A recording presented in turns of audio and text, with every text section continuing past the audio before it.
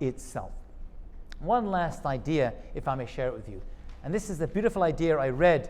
The Lubavitcher Rebbe, Zechaz al-Lavracha, wrote this, and it was printed in the Gutnik Chumash, that brown Chumash, beautiful Chumash that I try to read as often as I can. You know, the king has a power to go to war.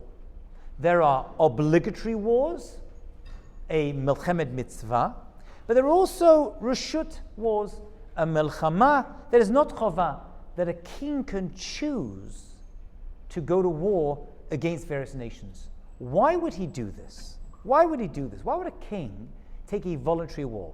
Well, it could be that he's anticipating this nation are ready to attack, so a king can preempt a future attack by a nation and go and get permission from the Sanhedrin to go and fight these other nations in order to make sure that they don't attack us first.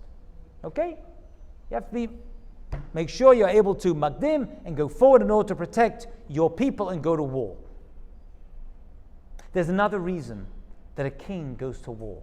And I was always troubled by this. I couldn't understand this idea until I read this beautiful idea by the Lubavitcher Rebbe. And the other reason a king may go to war is to, wipe out Amalek. That's for sure part of it. That's Mashiach's job as well. He's going to have to go to war to fight and to wipe out Amalek, and he's a king, as we already mentioned. But also to expand the size of the land of Israel. Make Eretz Yisrael bigger. He has the ability to do that. Why? Israel's not big enough. I promise you. Israel has always been big enough to keep all the Jewish people in it with a lot of land for themselves. Even today, with 16, 17 million Jews in the entire world, right now, every Jew could return to the land of Israel. There's plenty of room. Up north in the Golan, down south in the Negev. They've made the Negev bloom. Some of these places down south, which were empty, Beersheba, packed, brimming with Jews, Baruch Hashem. The land is flourishing. There are sources of water and parnassah and trees and everything you need all over Israel. Even the desert has bloomed. That's actually one of the proofs Mashiach is close. Say the prophets, is when you see the desert, the Negev, the desert start to give off fruits and vegetables. One of the signs Mashiach is coming. So that people know it's a sign that the land is fertile and ready for their return. But why make the land bigger then? If the land is big enough, and when Mashiach comes, we know the land of Israel is going to be bigger as well.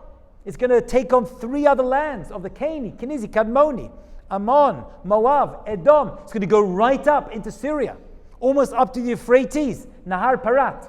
So why? Why do we need this? This always puzzled. Why is he going to war to make the land big? We have enough land. Just secure your borders. Listen to this amazing idea. And this is going to come back, God willing. Eretz Yisrael is kadosh. It is holy. Every square foot of Eretz Yisrael is kadosh.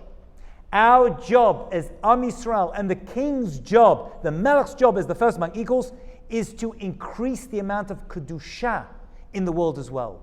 More Israel, more kedusha, more land. Therefore, one of the mitzvot and one of the abilities that is given to a king and only a king is to make Eretz Yisrael bigger. Why? Because when you have more land, you have more kedusha. And that is what the king wants. He wants more kedusha, more holiness in the world. And therefore he has the ability to protect the people, but to increase the land of Israel so that we're able to reside in those places, do mitzvot in those places too, and thereby, by having a bigger, greater Israel, you have a greater kedusha in the world. That is the unbelievable chidush of the Lubavitcher Rebbe that says the king is there to increase kedusha in the world too. And one of the ways he does that is by making the land itself larger. We are, God willing, very soon, with the right time, going to see the land of Israel full of more Jews, God willing, B'ezrat Hashem, and to see the land expand. And the Kedusha of Eretz Yisrael, with our mitzvot inside, will be able to permeate, as the Prophet says, the entire world, just like as the waters cover the entire world, so too the knowledge of God is going to cover the entire world as well. Bimhira, v'amenu, amen. Chodesh Tov.